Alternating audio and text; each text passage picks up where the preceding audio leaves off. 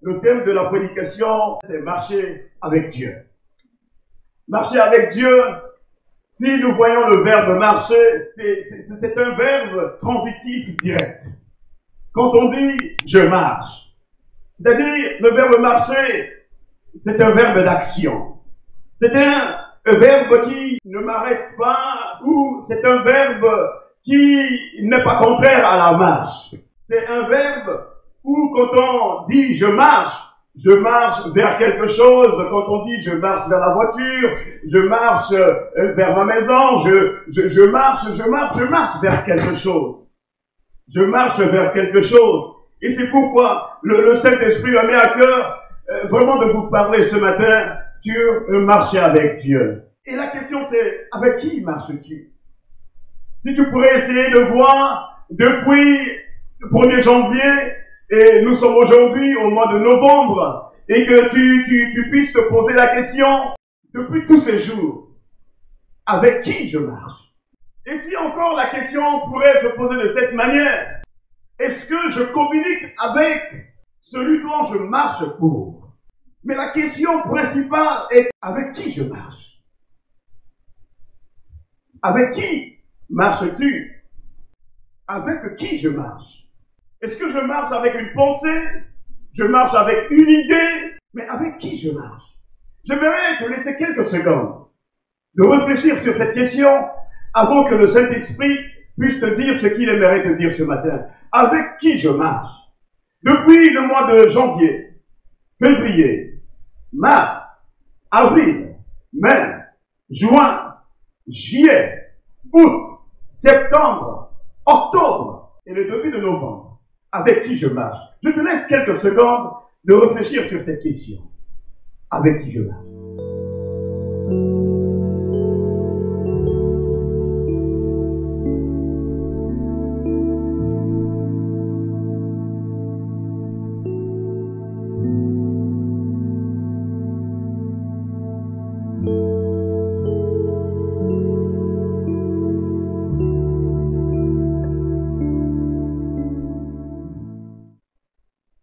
Avec qui je marche?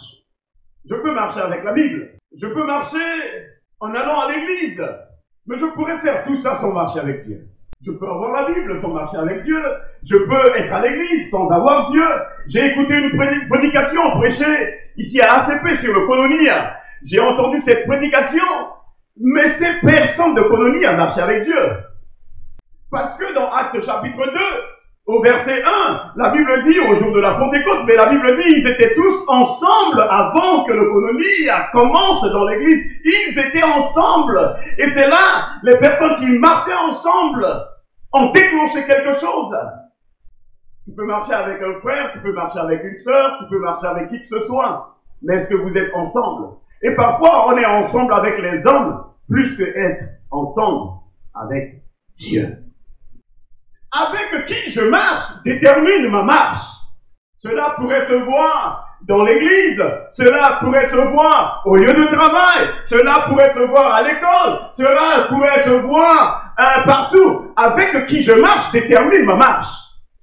Et vous pouvez connaître quelqu'un dans ses comportements et savoir avec qui il ou elle marche. Si vous voyez quelqu'un qui marche avec Dieu, vous verrez son comportement spirituel, comportement de Koinonia, comportement de celui qui élève celui qui est tombé. Parce que le but de Dieu, c'est de nous élever, parce que nous sommes des pécheurs, nous sommes des personnes incapables. Nous ne sommes pas capables de nous faire lever nous-mêmes. Et Dieu, qui a vu notre incapacité, notre handicap, il est venu vers nous pour nous relever. Mais je ne peux pas dire que je marche avec Dieu et j'essaye d'écraser les autres et d'appuyer sur les autres et leur montrer que je suis Dieu ou je suis meilleur. Car Dieu détient le meilleur. Nous ne sommes pas excellents, c'est Dieu qui est excellent. Nous ne sommes pas extraordinaires, c'est Dieu qui est extraordinaire. L'orgueilleux dira qu'il est extraordinaire, il est excellent, il est intellectuel. Mais l'intellectualité ne m'amène pas dans le royaume des cieux. Ce n'est que vanité des vanités. Tout est vanité. Marcher avec Dieu signifie aller dans la direction de Dieu. Marcher avec Dieu signifie que quand je trouve quelqu'un, je marche avec lui. C'est dans la mentalité de mettre Dieu le centre de notre relation. Ce n'est pas le diable qui doit être le centre de notre relation. Le diable était le centre de notre relation quand on était des païens. Mais du moment que je suis converti, et le problème c'est que, est-ce que c'est tous qui sont convertis? Je peux dire je marche avec Dieu sans être converti. Et la parole de Dieu dit dans 1 Jean chapitre 2, celui qui dit qu'il demeure en lui doit marcher, premièrement. Celui qui dit qu'il demeure en lui doit marcher. Et après, la Bible dit, aussi comme il a marché lui-même. Alors, comment je pourrais dire que je demeure, parce qu'il a dit demeurez en moi et je demeurerai en vous. C'est-à-dire, demeurez en moi et je demeurerai en vous dans la possibilité de marcher avec lui. Ici, il y a un verset qui facilement utilise le verbe marcher 2 fois.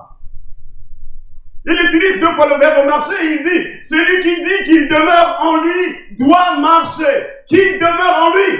Donc, si tu demeures en Dieu, tu dois démontrer à ton frère, à ta soeur, à ta famille, à ton collègue, à ton collaborateur, collaboratrice, je suis enfant de Dieu. On ne peut pas dire on est enfant de Dieu à l'église et puis être enfant du diable ailleurs. Ça ne marche pas, mon frère, ma soeur. Nous marchons avec Dieu. Nous marchons avec Dieu pour la vie. Nous ne marchons pas avec Dieu pour 1 heure, pour 2 heures. Vous marchez avec Dieu un dimanche et ne pas marcher avec Dieu le lundi, mardi, mercredi, jeudi, vendredi et samedi. Et dimanche, je reviens à l'église, je marche avec Dieu. Ça, c'est pas la marche spirituelle, ça c'est la marche charnelle. Donc le verset encore ici, il dit, celui qui dit qu'il demeure en lui doit marcher aussi comme il a marché. Donc toi et moi, nous devons marcher comme le Seigneur Jésus a marché.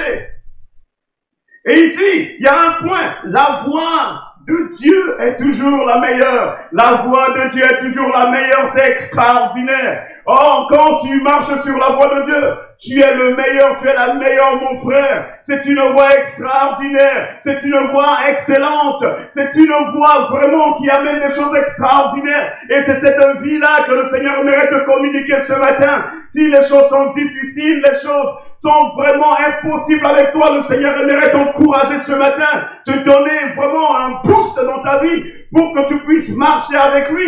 Dans Psaume, chapitre 1, verset 1, il le dit dans sa parole, et c'est quelque chose d'extraordinaire. Il dit, heureux l'homme qui ne marche pas selon le conseil des méchants, parce que si je ne marche pas avec Dieu, je marche avec le conseil des méchants. Il n'y a pas de milieu, mon frère. Soit tu marches avec Dieu, soit tu marches avec les méchants. Beaucoup ont essayé de marcher avec les méchants, ça ne marche pas. Marcher avec les méchants, c'est marcher avec les problèmes. Marcher avec les méchants, c'est marcher avec les difficultés. Marcher avec les méchants, c'est marcher avec le fardeau de ce monde. Jésus-Christ a porté la croix pour que lui, qui a dit, si quelqu'un veut me suivre, qu'il fasse quoi? Qu'il porte sa croix. Je ne peux pas porter la croix et dire que je marche avec les méchants. Les deux ne vont pas ensemble. Soit tu marches avec les méchants, soit tu portes la croix de notre Dieu. Et il le dit dans ce verset, qui ne s'arrête pas sur la voie des pécheurs, c'est la voie qui détruit. Tous ceux qui sont dans le koinonia ne peuvent pas marcher sur ce chemin. Si tu me dis que tu es dans le koinonia, comme vous avez entendu cette prédication, cela veut dire que tu ne marches pas avec les moqueurs. Il le dit bien, qui ne s'arrête pas sur la voie de pécheurs et qui ne s'assit pas en compagnie. C'est-à-dire qui ne s'assit pas dans l'église des moqueurs.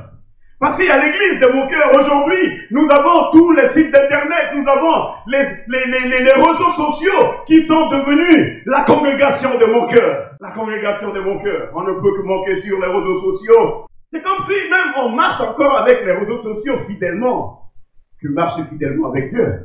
Les gens seront fidèles sur leurs réseaux sociaux en montrant des belles photos, en montrant leur journée, en mettant leur repas, en mettant des choses extraordinaires que vous faites. Mais montrez-nous vos photos spirituelles. Montrez l'éclat spirituel qui dégage de vous l'onction. Montrez l'onction sur vos réseaux sociaux. Montrez ton onction sur Facebook. Montrez ton onction sur Instagram, sur quoi que ce soit. Je ne connais pas tous vos réseaux sociaux parce que c'est pas quelque chose de ma génération, mais c'est ton église à toi. Et vous êtes fidèles à cette église. Plus que l'église de Jésus-Christ de Nazareth. C'est-à-dire, il dit, heureux l'homme si quelqu'un t'insulte sur les réseaux sociaux. C'est parce que c'est ton église à toi. Et tu dois rebondir dessus dans ton église. Mais dans l'église de Jésus-Christ, c'est le koinonia.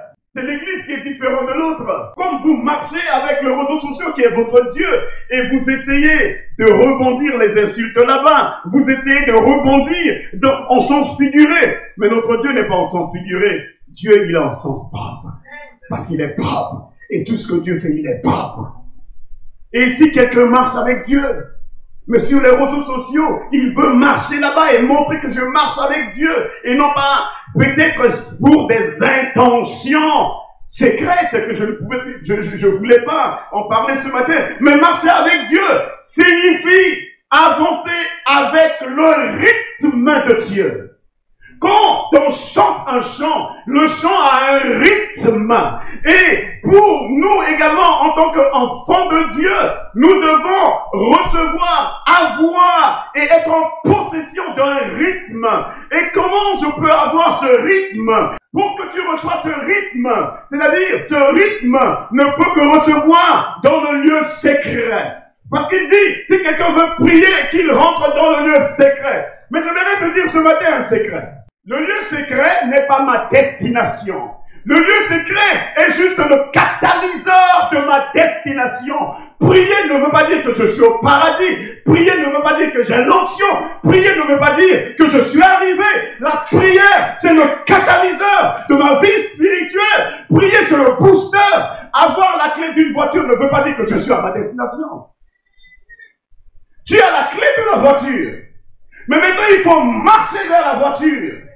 Et quand tu rentres dans la voiture, il faut introduire la clé. Tu n'es même pas à ta destination. Tu ne viens que de commencer le voyage. Mais il peut avoir des problèmes et des difficultés sur la route. Il peut avoir la neige. Il peut avoir la pluie. Il peut avoir les bouchons. J'ai entendu beaucoup de gens que je prie. Mais ta prière t'a amené à la destination? Non. C'est où ma destination? Ma destination, c'est le paradis. Pourquoi je prie? Je prie dans le sens de développer la mentalité de ce paradis qui est là-bas. Je prie dans l'intention, non pas de recevoir. Peut-être aujourd'hui, tu pries pour un homme et pour une femme, plus que chercher la destination. Je prie pour un travail, plus que envisager la destination. La prière ne t'amène pas à ta destination. La prière n'est qu'un catalyseur. Combien de personnes t'ont dit hier, ils ont prié, aujourd'hui ils ne prient pas. Parce qu'ils n'ont pas la mentalité de paradis. Ils ont la mentalité que servira à un homme de gagner le monde entier. La prière, c'est un catalyseur. C'est un booster. C'est ce qui me propulse. Et je dois le faire. C'est pourquoi. Pose-toi la question. L'apôtre Paul, c'est un pécheur. C'est un persécuteur. Comment Saul, qui fut un persécuteur, va arriver à marcher avec Dieu plus que les autres qui n'ont jamais marché avec Dieu comme ils devaient le faire? C'est parce que l'apôtre Paul, il dira prier sans cesse.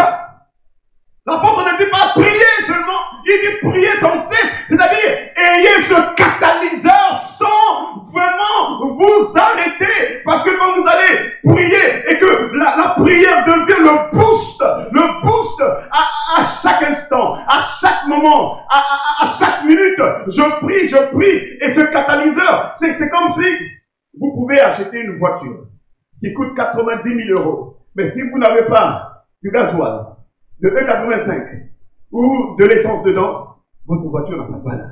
Mais quelqu'un qui aura un Twingo et qui fait le plein de sa voiture, il pourrait vous déplacer sans problème avec son Twingo. Il est dedans et il conduit parce qu'il a le catalyseur dans le réservoir. C'est juste, j'ai une belle voiture. Vous n'avez jamais vu des gens qui ont des belles voitures où l'essence est en E, où le gasoil est en E? C'est le point rouge qui... Parfois vous êtes dans la voiture, c'est le jaune qui déclenche. Ou c'est le rouge qui déclenche. Allez à la station. Mais vous n'avez pas d'argent dans la poche. Allez à la station. Et c'est de la même manière. Si je n'ai pas le catalyseur pour aller devant le Seigneur, je ne suis rien. C'est la prière qui me fait marcher avec Dieu. Mais cela ne veut pas dire que je suis avec Dieu. Et c'est ce qu'on verra dans Ésaïe chapitre 1, 2, 3, 4, 5. Fallait qu'il prie. Fallait qu'il reste dans le catalyseur. Fallait qu'il prie. Il y a beaucoup qui disent, oh, j'ai tel problème. Oh, j'ai telle difficulté. Oh, ceci ne marche pas. Oh, j'ai fait ceci. Avec qui tu marches détermine ta marche. La prière, C'est juste le catalyseur. Mais cela ne veut pas dire que tu es à la destination. Le rythme de Dieu ne doit pas être confondu avec le dessein de Dieu.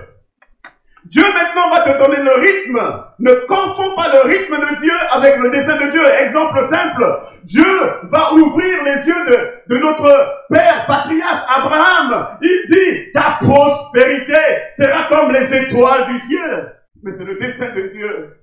Mais il a besoin de catalyseurs. Il a besoin de ce catalyseur pour marcher. Il a besoin de chercher Dieu. Il a besoin d'insister. Il a besoin. Dieu peut-être t'a fait des belles promesses. Mais tu ne rentres pas dans ces promesses parce que tu ne connais pas le secret d'utiliser le catalyseur pour rentrer dans ces promesses. Tu t'attaches encore à ces choses charnelles plus que t'attacher aux choses de Dieu. Tu t'attaches au dessein. Oh, Dieu a dit que je serai tel demain. Et comme tu as pensé sur tel demain, tu oublies le catalyseur.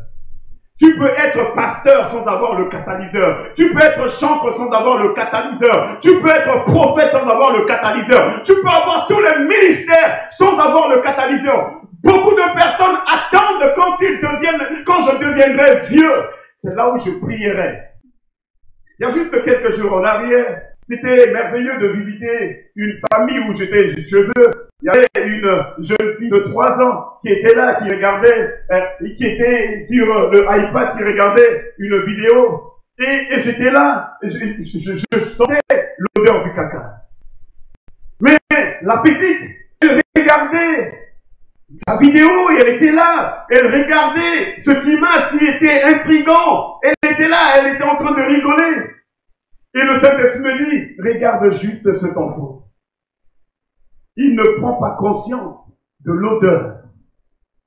C'est toi qui prends conscience de l'odeur. Un papa peut prendre conscience de l'odeur de la vie de son enfant. Mais l'enfant, il n'est pas encore à la maturité de savoir que cette odeur est en train de faire du mal aux personnes qui sont à côté. Et c'est le travail du papa de prendre l'enfant et de l'amener à la douche et de le nettoyer. Et c'est ça ce que Jésus-Christ est venu faire, nous nettoyer pour que nous puissions rentrer dans le dessein de Dieu. Et avant que nous puissions rentrer, il fallait naître. Et c'est ce qui amène à savoir la nouvelle naissance. Elle est très importante pour un homme et pour une femme de Dieu, pour marcher avec Dieu. Si je ne suis pas né de nouveau, je ne peux pas marcher avec Dieu. Parce que c'est réservé. Si naître de nouveau, vous n'avez jamais entendu, peut-être vous avez des familles catholiques qui disent, je prie, je jeûne. Vous avez entendu des mormons, je prie. Vous avez entendu les francs-maçons, je prie. Vous avez entendu les païens, qui que ce soit, ils vous disent, je prie aussi comme toi. Hein? Mais vous vous posez la question, comment ça se passe? Dieu, quand on est né de nouveau, il y a le temps de ramper, de tomber, de se lever, le temps de tomber, de se lever. Et un jour, nous qui rampons, pour marcher, il faut tenir un truc pour nous lever. Mais on a besoin de quelqu'un pour le tenir et pour nous mettre debout. Et quand on nous met debout, il faut tenir nos mains. Et quand on tient nos mains, nous marchons un pas. Et nous marchons 2 pas. Et cela est réservé à ceux qui sont nés de nouveau, qui accepteront que quelqu'un les tienne par la main pour marcher avec. Marcher avec Dieu, c'est tenir les mains de Dieu. Marcher avec Dieu, c'est rester à côté de Dieu. Marcher à côté de Dieu ne veut pas dire marcher derrière Dieu. Marcher avec Dieu ne veut pas dire marcher devant Dieu. Marcher avec Dieu, c'est marcher avec Dieu. Quand un papa marche avec son enfant, il ne veut pas que son enfant reste derrière. Il ne veut pas que son enfant reste en avant. Il veut que l'enfant reste à côté.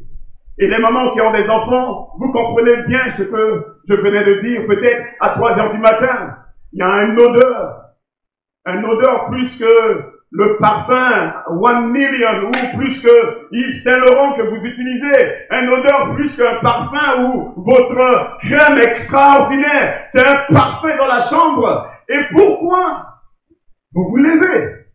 Même si c'est à 3 heures du matin, vous allez vous lever pour nettoyer l'enfant. Mettez-vous à la place de ceux qui marchent avec Dieu, de savoir comment. Parfois, il y a des enfants qui ont encore des odeurs. Les disciples étaient avec Jésus. Il fallait que le Seigneur les tienne à la main pour marcher avec eux. Il fallait que le Seigneur les aide à se mettre debout. C'est ce qui manque à l'église de Jésus-Christ aujourd'hui.